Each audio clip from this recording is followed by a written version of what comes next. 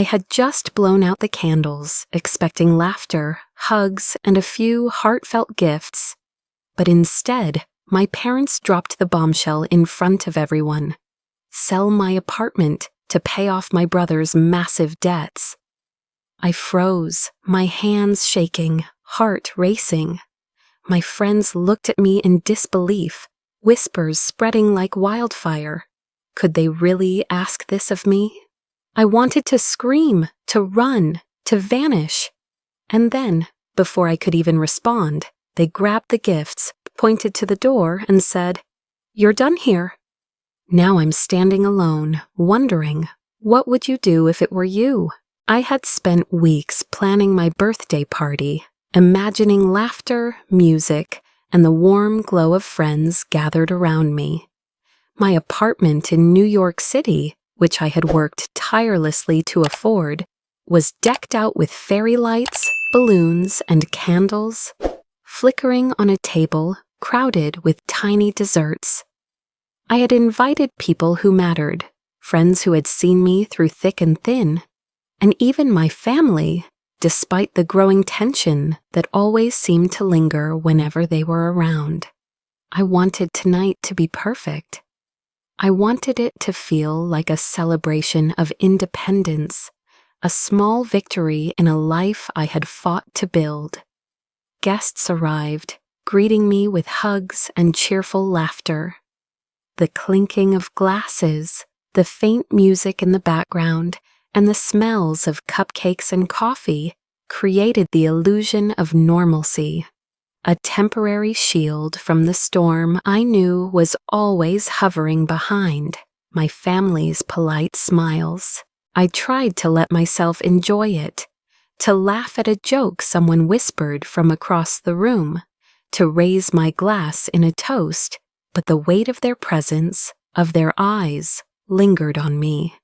There was something in the way my parents looked at me tonight, subtle but unmistakable, a tension that whispered, "This isn't going to be simple." I smiled, trying to shake the thought. "It's my day," I reminded myself.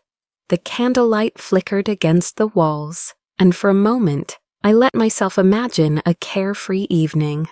Friends were laughing, someone handed me a small wrapped gift, and I felt a flutter of happiness. It was brief, almost painfully so. Something about my father's stiff posture, the way he kept glancing at my mother, made me uneasy. And yet, I held my smile, forcing myself to believe it was just the usual parental judgment I had grown accustomed to.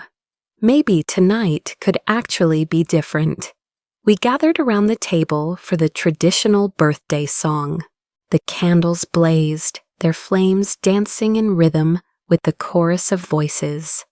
I closed my eyes for just a second, savoring the warmth, the sound, the momentary illusion that all was right in my world.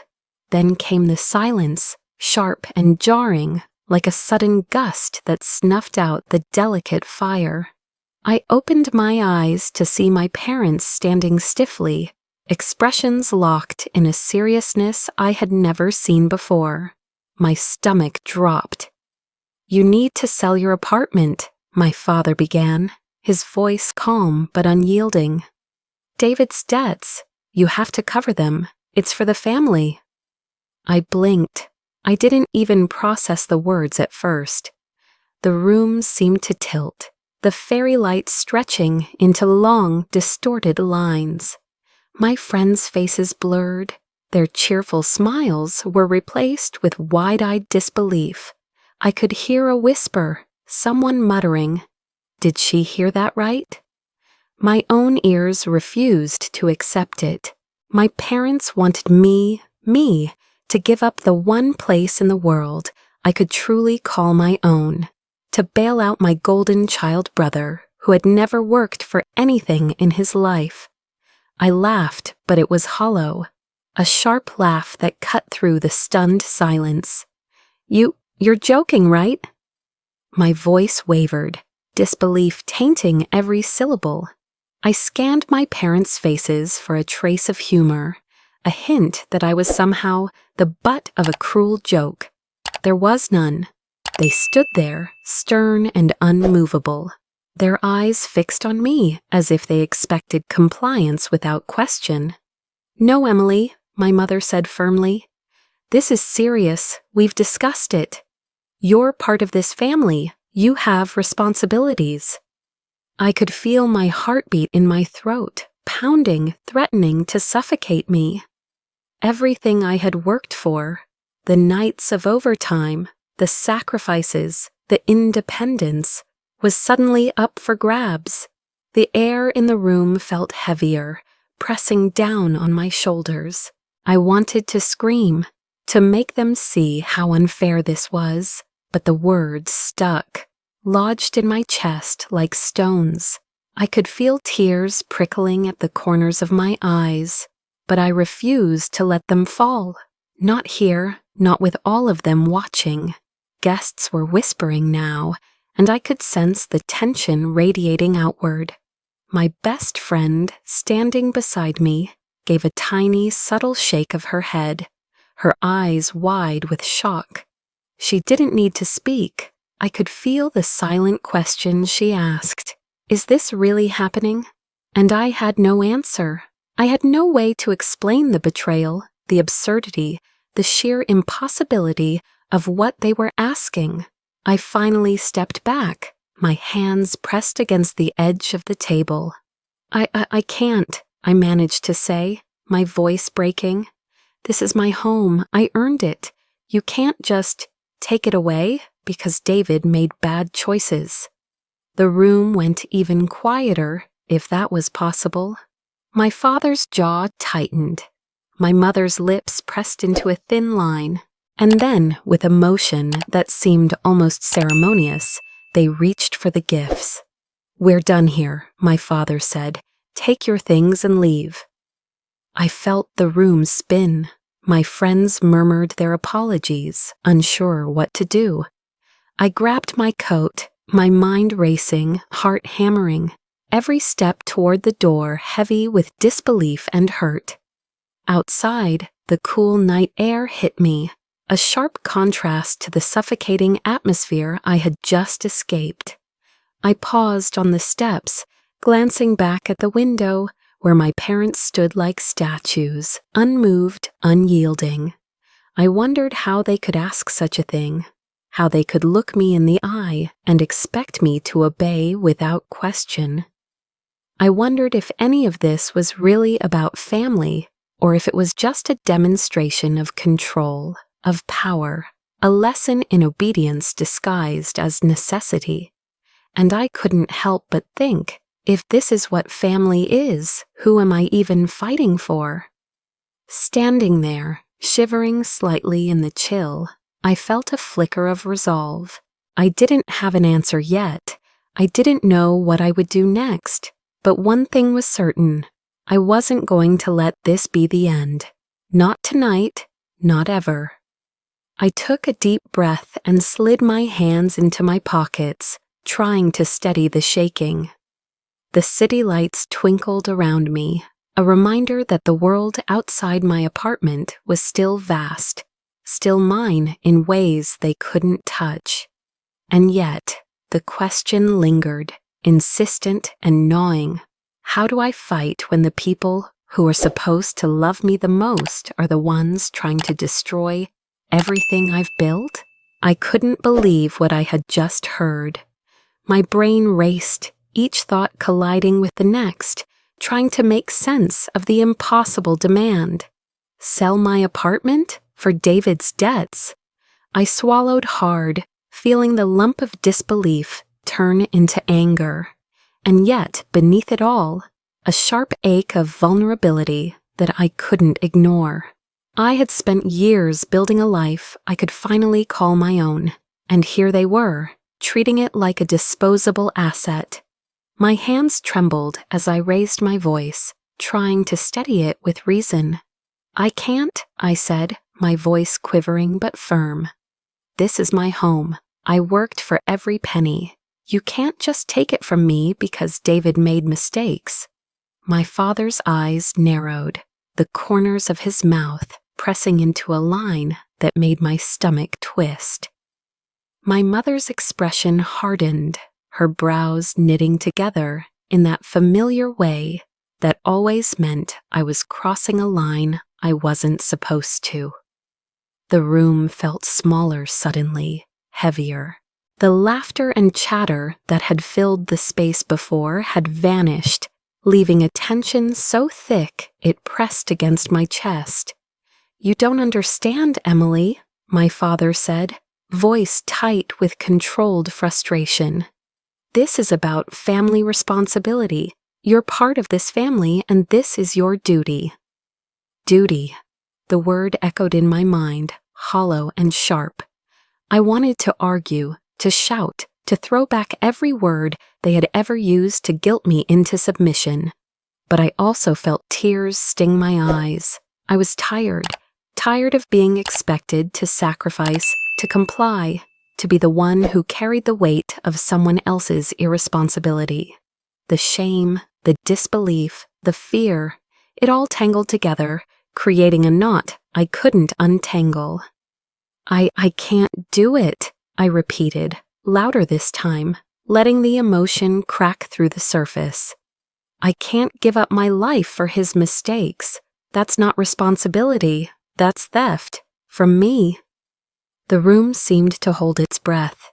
A hush fell over the remaining guests, their eyes darting between me and my parents. I caught my best friend's hand, her grip tight and reassuring. She whispered, almost silently, "I'm so sorry, Emily. I can't believe this is happening."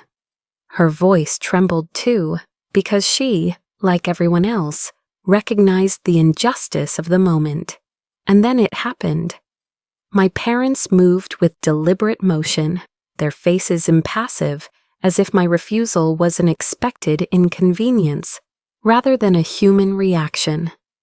They reached for the gifts, lifting them from the table with cold efficiency. "You're done here," my father said.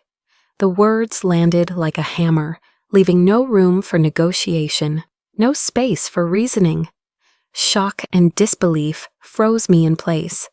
My heart pounded, my lungs felt tight, and the world tilted around me. I wanted to scream, to cry, to plead, but all I could do was watch as they moved toward the door, guiding me out with hands that were too firm, too controlling. Guests murmured apologies, awkward and uncertain, not knowing whether to intervene or step back. And then I felt it, the bite of humiliation in a room full of people who were supposed to be celebrating me.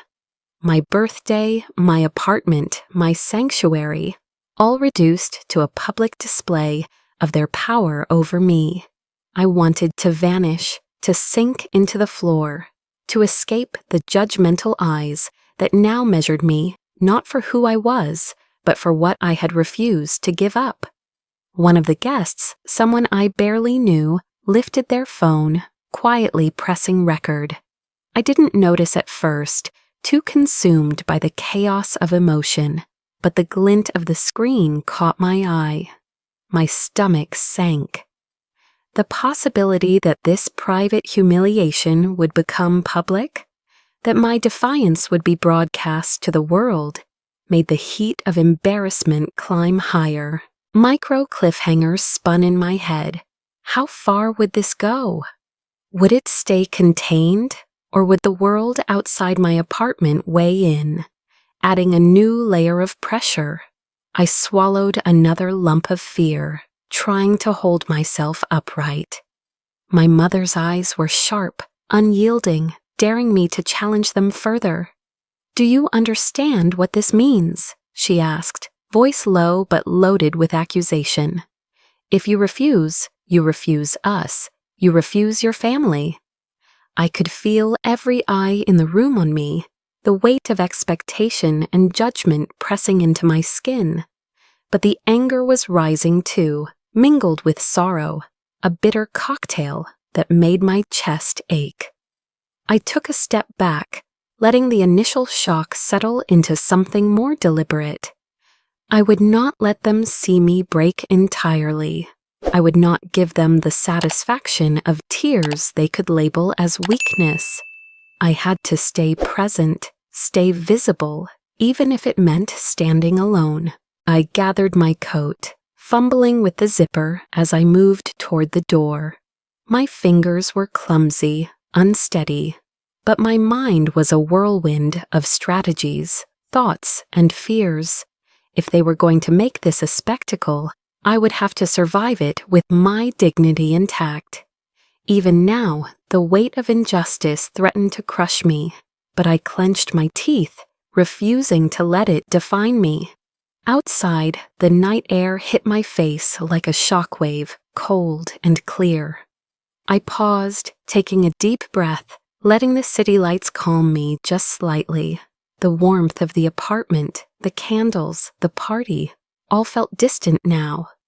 I felt isolated, yet strangely awake, hyper-aware of every sensation, every sound, every heartbeat. And in that quiet, the thought came unbidden. I couldn't fix this tonight. I couldn't control their expectations or their power. But I could control myself. I could choose my next move. I walked down the steps slowly, each footstep measured, feeling the sting of tears I refused to shed. Somewhere inside, a quiet, steady flame ignited. Not of revenge yet, not of triumph, but of survival. I would need it. The night was far from over, and the battle had only just begun. Outside my apartment, I paused once more, glancing back at the window, where they stood like statues, impervious and unyielding. I wondered how far this would go, how many eyes would judge me, how much pressure would be applied. The thought lingered, unrelenting, as I slipped into the streets of New York, unsure what the morning would bring, but certain of one thing: I was not done. I woke up to the sunlight filtering through my curtains, warm and indifferent, completely unaware of the chaos that had swallowed my life just hours before. My phone buzzed relentlessly on the nightstand, an unrelenting reminder of the storm I had stepped into. Groaning, I reached over and unlocked the screen. My breath caught, dozens of missed calls, my parents, David, messages flooding in, some urgent, some angry, some guilt-laden, all demanding attention I didn't know if I could give. I sank back into the pillows, feeling the weight settle over me like a heavy blanket. I wanted to ignore it all, to pretend the night hadn't happened, but the blinking notifications refused to be ignored. Each one was a needle poking at my nerves, making my chest tighten, my stomach knot. Anger surged first, sharp and hot. How dare they treat me this way? My life, my home, my hard-earned independence, all tossed aside as if I were nothing. I punched the pillow, my knuckles whitening, the sound muffled but satisfying in a strangely small way. Then the anger ebbed, replaced by an overwhelming wave of hurt. My chest ached with betrayal. The fact that my family, the people who were supposed to love me unconditionally, could demand this, expect me to sacrifice everything, left me stunned. Tears pricked at the corners of my eyes. I closed them, wishing for a rewind, a way to erase the confrontation, to retreat to a simpler reality. I wanted to curl up and disappear, but curling up wasn't an option. I had to breathe, to think, to figure out the first step in reclaiming my life. I sat up, letting my legs dangle off the edge of the bed, staring at the blinking notifications, each one a small accusation. The emotional roller coaster refused to let me rest. My mind swung from anger to sorrow, from despair to reluctant determination. And somewhere in the mix, curiosity crept in, a dangerous little spark that whispered, What can you do next? I dragged myself to the kitchen, poured a cup of coffee, letting the bitter warmth wake me fully. The quiet of the apartment contrasted sharply with the storm of messages and calls. It was almost peaceful in a cruel way, giving me a moment to gather my thoughts without anyone watching, judging, or pressing me to act. I traced my finger along the rim of the mug, thinking about last night, about my parents' cold expressions, about the absurdity of their expectation. Could they really believe I would comply without question? Lost in my thoughts, the phone buzzed again. A message from my best friend. "Emily, I can't believe what your parents asked. You don't have to face this alone. Let's talk." I exhaled slowly, a small relief washing over me. I had been standing alone in public, but I wasn't entirely without allies. And maybe, just maybe, that was enough to start thinking clearly. She arrived an hour later, bringing coffee and a comforting smile. "I heard what happened," she said softly, sitting across from me at the small kitchen table. "You don't have to let them corner you into this. We can figure something out." Her presence grounded me, gave me permission to breathe, to stop feeling like the world was collapsing on top of me. I let myself lean into her words, absorbing the possibility that I might not be completely powerless. "You're right," I admitted quietly. "But I don't even know where to start. They want everything, and I don't know if I have the resources to fight back." I pushed my hair behind my ear, suddenly feeling the weight of reality pressing down. The apartment, my pride, the relationship with my family, it all felt like a precarious balancing act, and one wrong move could send everything tumbling. She leaned forward, her eyes intense. "You're not alone. I know a lawyer who specializes in family disputes and property rights, and a financial advisor who can help you assess your situation, make a plan. You don't have to go into this blind." Her voice held a quiet confidence, the kind that made me want to believe in possibilities I had forgotten existed. I felt a flicker of hope ignite, faint but real. The idea that I might actually navigate this, that I could assert myself without losing everything, began to replace the despair. The anger and hurt were still there, simmering beneath the surface, but now they were joined by strategy, by the glimmer of a plan forming in my mind. I realized that maybe the night of humiliation wasn't the end. It was a starting point, the first step in reclaiming what was mine. Still, uncertainty lingered like a shadow at the edge of the room. How would my parents respond? What if David found out I had allies? Could I manage this without making things worse? The questions swirled, each one a thread pulling me toward the unknown. And yet, despite the fear, despite the lingering hurt, I felt a sense of determination settling in my chest. I wasn't helpless, I wasn't powerless. For the first time since last night, I allowed myself to consider the possibility of turning the tables. Not through anger, not through confrontation, but through strategy, careful planning, and support from those who actually cared about me. I could imagine a path forward, one where I retained my independence, where I protected my home, where I could finally hold my ground against a family that had tried to crush me. And then she added, almost in passing, with a sly smile, "Oh, and Emily, I've got some information about David's situation that might surprise you."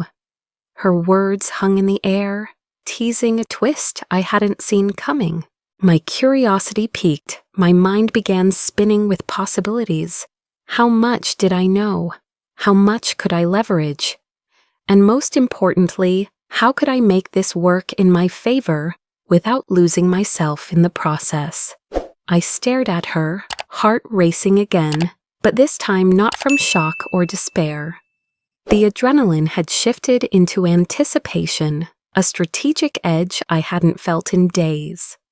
I realized I had allies, I had options, and maybe, just maybe, I could fight back in a way that was smarter, safer, and more satisfying than I had imagined.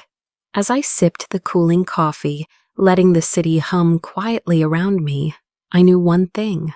This was no longer just about survival. It was about strategy, about reclaiming control, and about proving to everyone, including myself, that I wasn't someone who could be dictated to, silenced, or manipulated. The storm outside my apartment might be raging, but inside, a plan was beginning to take shape. Even as I tried to focus on solutions, my mind kept drifting back to the countless moments that had built this toxic pattern. Memories of David, always polished, always perfect in my parents' eyes, replayed like a cruel film. I remembered him lounging on the couch as a teenager, carelessly breaking things, skipping responsibilities, yet never facing consequences.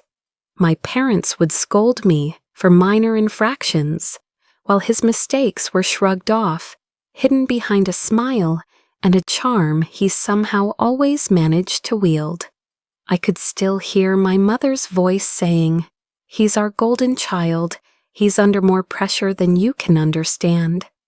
Words that had felt like knives when I was younger. The anger bubbled up, hot and bitter, but it was tangled with sorrow. Sorrow for all those moments I had tried so hard, only to watch David glide through life unscathed. I had followed every rule, sacrificed my desires, taken jobs that drained me, and built my independence from scratch, while he had coasted on parental favoritism. The injustice weighed on me now, heavier than ever. It wasn't just a matter of money, it was years of being undervalued, overlooked, and manipulated emotionally. I paced my apartment, the early morning sunlight stretching across the hardwood floors, mocking my frustration. I replayed every conversation, every event, every interaction that had contributed to the moment when my parents had demanded I sell my apartment. Each memory was a sting, a reminder that the pattern had been repeating, subtly, relentlessly, for decades. The unfairness wasn't new, it was deep-rooted, and now it threatened to strip me of the one thing I had finally built for myself. Yet, as painful as these thoughts were, I knew dwelling on them alone wouldn't help me. I needed clarity, a plan. I poured another cup of coffee and sat at my kitchen table, letting the memories wash over me, but also fueling a determination that had been quietly forming since last night. I had survived humiliation. I had begun to strategize. Now I needed more than that. I needed leverage. That's when the message from my friend flashed again, nudging me in a new direction. "Emily," she had said, "there's more you should know about David. I think it might change how you approach this." My heart skipped. Could there really be more? I had expected anger, betrayal, and debt, but I hadn't imagined discovering a secret that could shift the power balance entirely. My friend arrived later, slipping a folder onto my table with the quiet confidence of someone who knew I was on the brink of action. I flipped it open, my eyes widening as I read the documents. The debts David had accumulated were far greater than I had imagined, far larger than my parents had disclosed, far beyond the explanation of just a few careless financial decisions.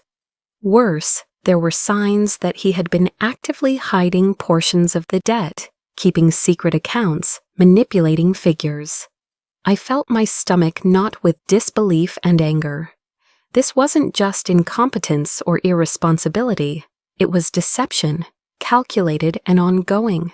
The rooms seemed to close in as I processed the implications. If I used this information wisely, carefully, it could protect me from the demands they had just made.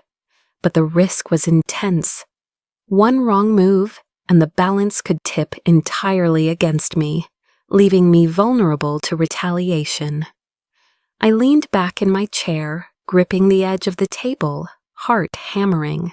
How could I confront this without losing my footing, without giving them a reason to crush me further? I thought of my parents' faces last night, the cold, unyielding expressions, the authority they assumed over me without question.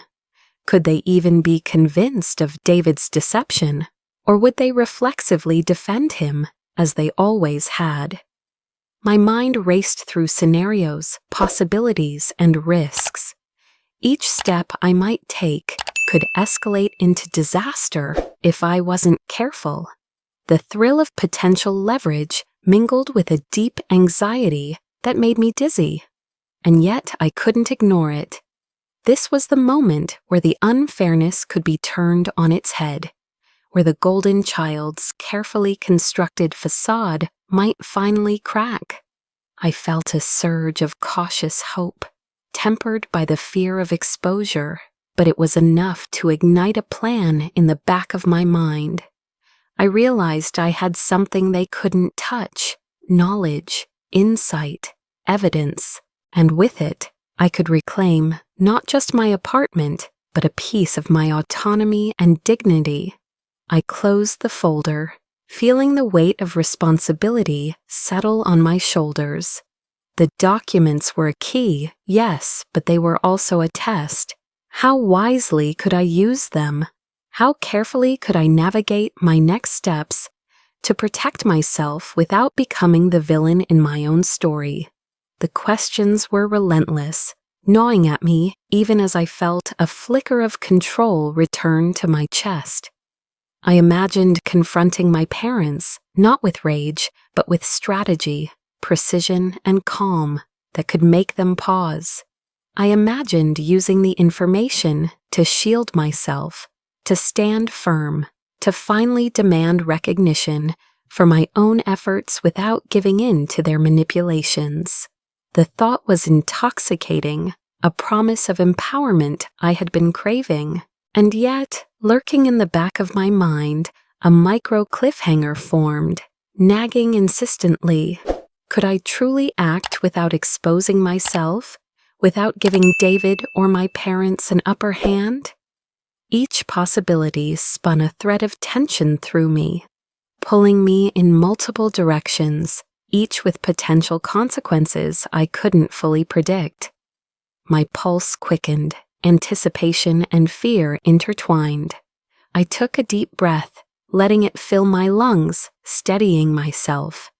This wasn't just about debt or an apartment anymore.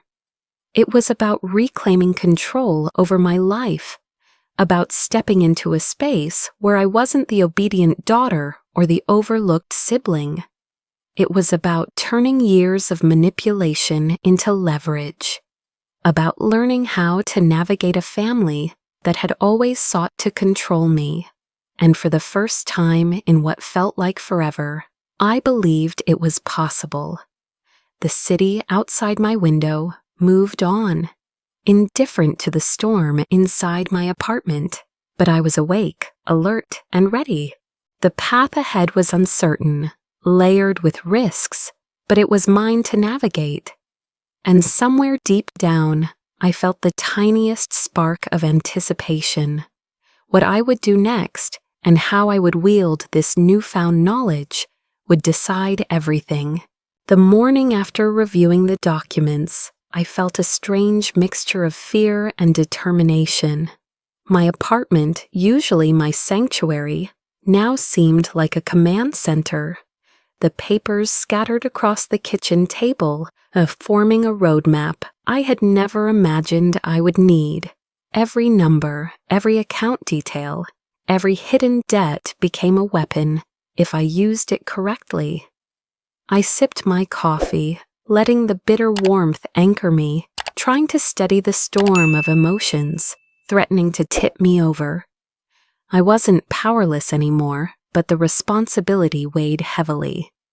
I called the lawyer my friend recommended, her voice calm and professional on the other end. "Emily," she said, "I've reviewed your case. There are several ways to protect your property legally. We can outline steps that ensure your independence while addressing your parents' claims without giving them leverage over you." Her words were measured, but I felt a flicker of relief, that first breath of clarity. Strategy was no longer just a concept, it was tangible. I began taking notes, planning each step meticulously, imagining potential reactions and counter-reactions.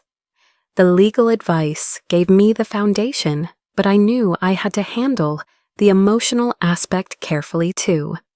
My parents weren't just asking for money, they were trying to control me, testing boundaries they assumed I would not cross.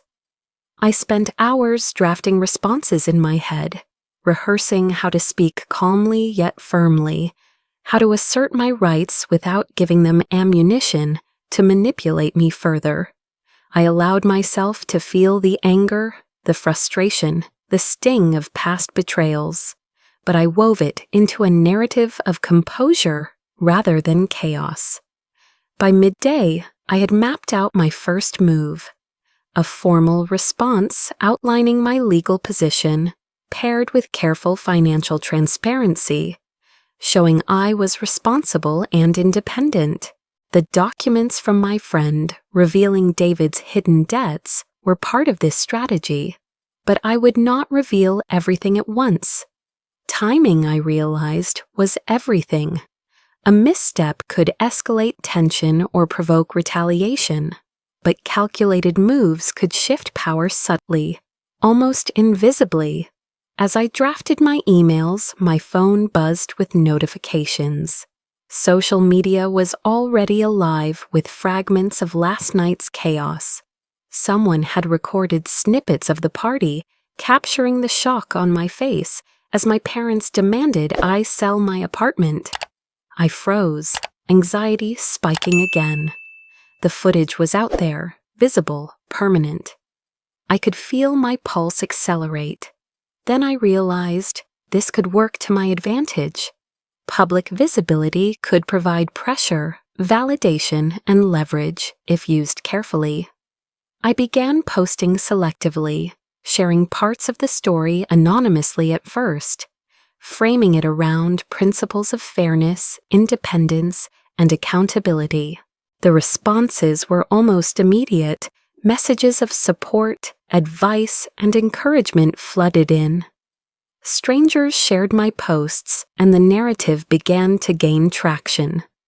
The more attention it received, the more I realized the psychological power of social scrutiny. My parents might not respond rationally to legal arguments alone, but public opinion? That could make them pause. By evening, I had my response prepared. My lawyer reviewed it, and together we ensured it was assertive without being inflammatory. I could feel a tension building in my chest, a mix of anticipation and apprehension. Would they understand? Would they react predictably? Or would the exposure force them to second-guess their own assumptions? I took a deep breath, sending the email, feeling a rush of both fear and liberation.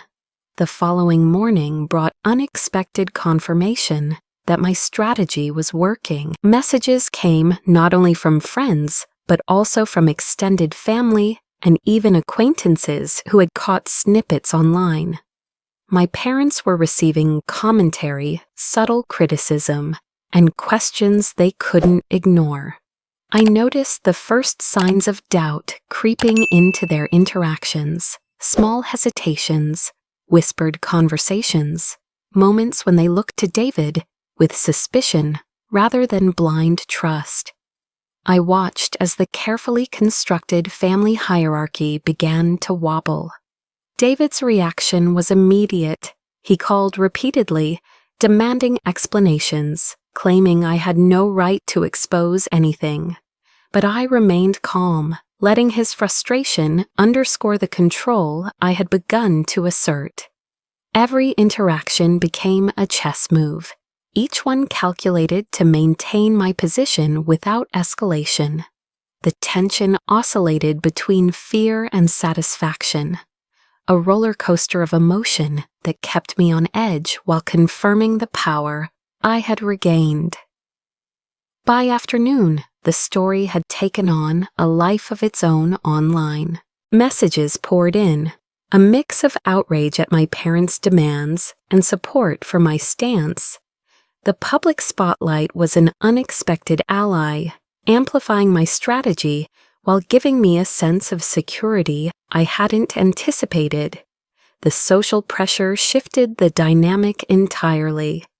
My parents' authority, previously unchallenged, was now questioned not just by me, but by a wider audience. I could sense them faltering, their certainty eroding under scrutiny. And yet, micro cliffhangers lingered.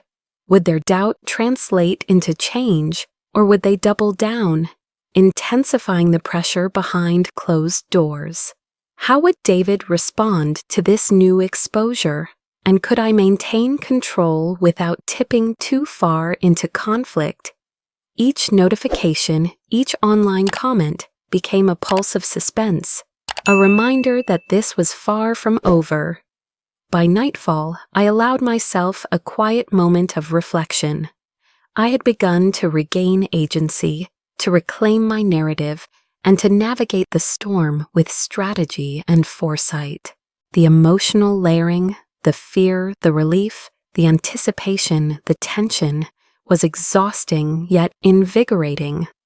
I realized that empowerment didn't feel like invincibility. It felt like clarity, precision, and the ability to act deliberately despite the chaos around me. I sat on the edge of my couch, watching the city lights flicker, considering the next moves: public scrutiny, legal preparation, financial transparency, all combined to create a framework where I could assert my independence. And the twist, the micro cliffhanger hovering in my mind, whispered insistently. My parents were starting to doubt David, but would I be able to turn that doubt into lasting change? The story was unfolding, unpredictable and layered, and I was finally in a position to steer it.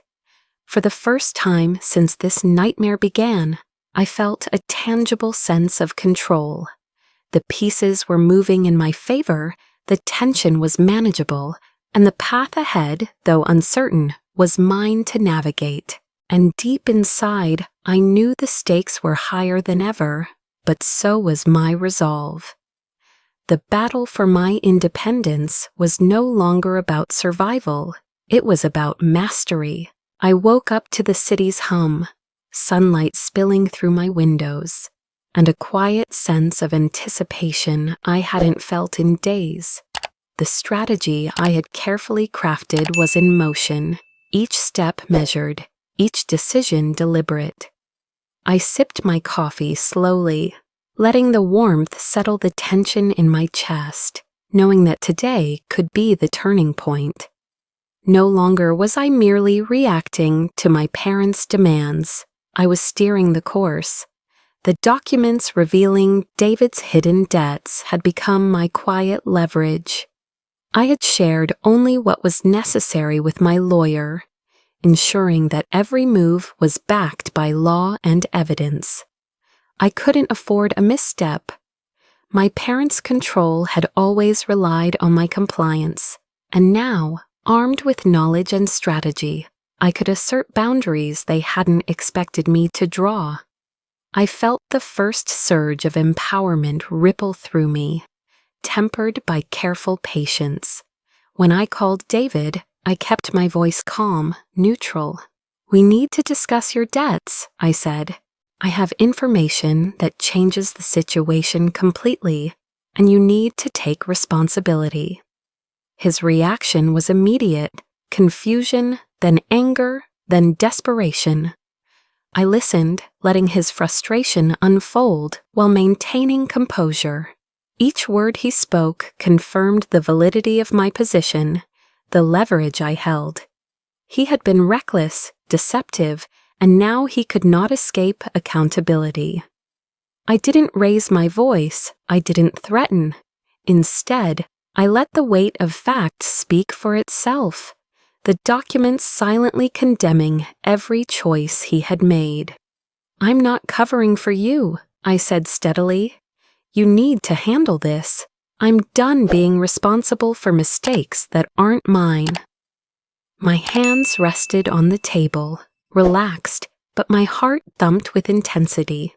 This was the moment where justice felt real, personal yet controlled. The effect on David was almost immediate. His arrogance faltered, his words fumbling, his excuses dissolving under the pressure of truth. And then came the subtle shift I had been waiting for. He realized the magnitude of exposure and the consequences he now faced. I felt a thrill of satisfaction, not from cruelty, but from relief and validation. Finally, he understood that his actions had limits and that I would not be exploited further. Next, I addressed my parents carefully, leveraging the same approach.